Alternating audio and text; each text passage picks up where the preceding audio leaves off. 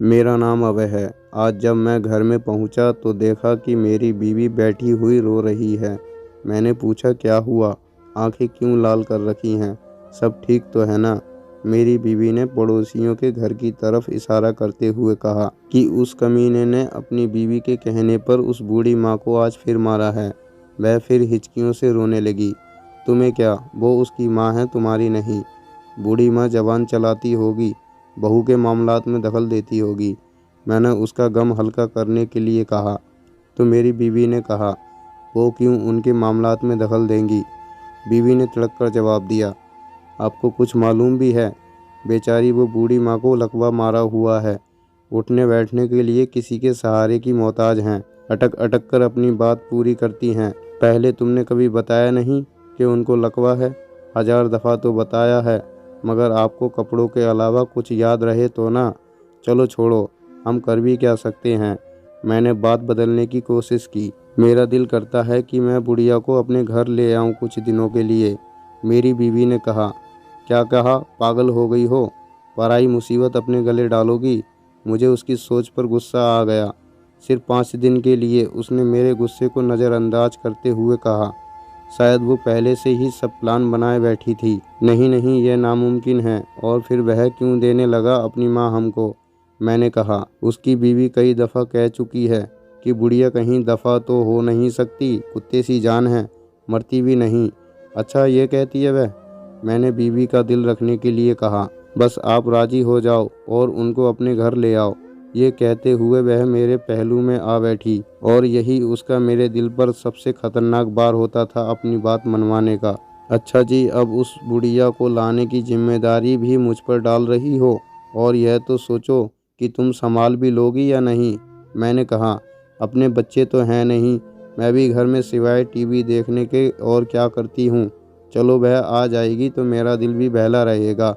उसने उदासी से कहा, हमारी शादी को 8 साल हो गए हैं, मगर अब तक हमारी कोई संतान नहीं है। मैंने सोचा चलो बात करके देख लेते हैं, कौन सा वह अपनी माँ हमें देने को तैयार हो जाएगा। अगर तैयार हो गया तो मैंने सोचा फिर भी 1 हफ्ते की ही तो बात है। अचानक मुझे ख्याल आया, अगर वह बुढ़िया हमारे गले पड़ गई तो। मैंने ये बात अपनी बीवी को समझाई तो वह कहने लगी, ये तो और भी अच्छी बात है। उसने खुश होते हुए कहा, सच कहते हैं औरत बेवकूफ़ होती है। मैंने दिल में सोचा। अगले दिन शाम को काफ़ी सोच विचार के बाद मैं उनके घर पहुंच गया। कुछ बात करने के बहाने आंगन में बैठ गया। उसने झूठे मुंह भी चाय का नहीं पूछा, तो मैंने अपने प्लान के मुताबिक उससे कहा कि मेरी बीवी तुम्हारी माँ के लकवे का इलाज अपने एक जानने वाले डॉक्टर से कराना चाहती है।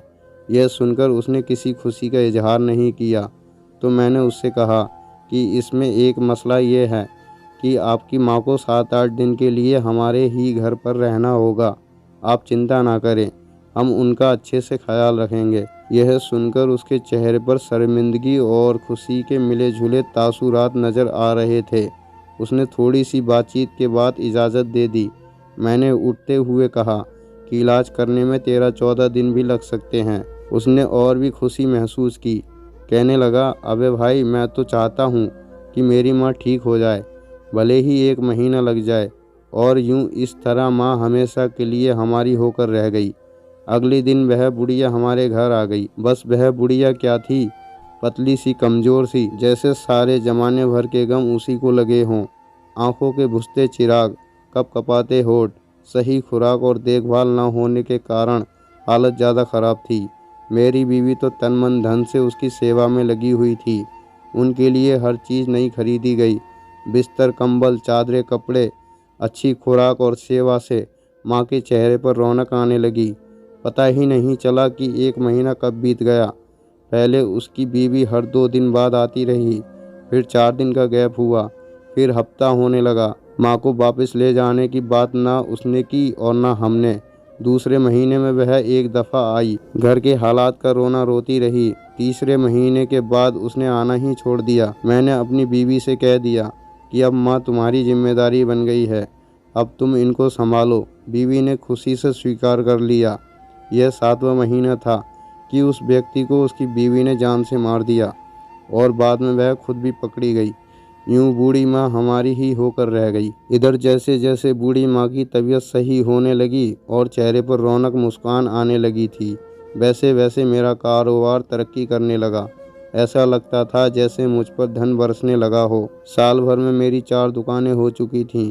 तीसरे साल हम तीनों पति पत्नी और माँ ने 4 धाम की यात्रा की। फिर एक बहुत बड़े शहर में 800 गज का मकान खरीदकर वहाँ शिफ्ट हो गए। माँ हमारे साथ रही। हर पल उनका हमें दुआएं देते गुजरता और हम मियाँ बीवी खुशी से फूले न समाते। अजीब बात यह हुई कि बूढ़ी माँ की सेवा के सदके और आशीर्वाद से ईश्वर ने मुझे औलाद भी दे दी।